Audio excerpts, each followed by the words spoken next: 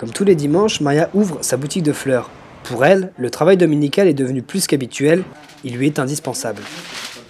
Alors, l'avantage de travailler le dimanche, c'est surtout en termes économiques, puisque notre travail consiste en particulier à travailler tous les week-ends, et c'est la plus grosse partie de notre chiffre d'affaires.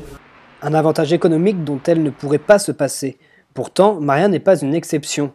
En France, un tiers de la population active travaille le dimanche. Mais pour l'heure, certains commerces n'ont pas le droit d'ouvrir leurs grilles ce jour-là. À l'image de Force ouvrière, plusieurs syndicats militent en faveur du repos dominical. Nous, le travail du dimanche doit rester une exception. Et il est clair que le projet de loi de M. Macron tente à vouloir généraliser les ouvertures du dimanche. Voilà. C'est un projet de loi fourre-tout, puisqu'on y trouve le travail du dimanche, la réforme des prud'hommes, etc., etc.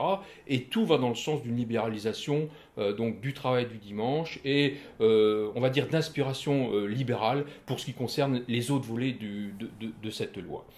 Mais de plus en plus d'enseignes ouvrent le dimanche, même sans autorisation. En témoigne l'affaire Sephora, les commerçants sont favorables à la libéralisation du travail. Pour cela, la loi Macron devra agir sur la législation en vigueur. Dans cette loi Macron qui est proposée et qui a donc été discutée en Assemblée, donc en commission, il y a une évolution, mais qui n'est pas une évolution, je dirais, conséquente et intéressante d'un point de vue juridique. Et je pense qu'on pourrait aller vers un peu plus, mais tout dépend effectivement si on considère que on est libéral ou pas et qu'il faut permettre aux personnes de travailler. Pour rappel, le projet de loi soutenu par le ministre des Finances Emmanuel Macron est examiné depuis aujourd'hui à l'Assemblée nationale.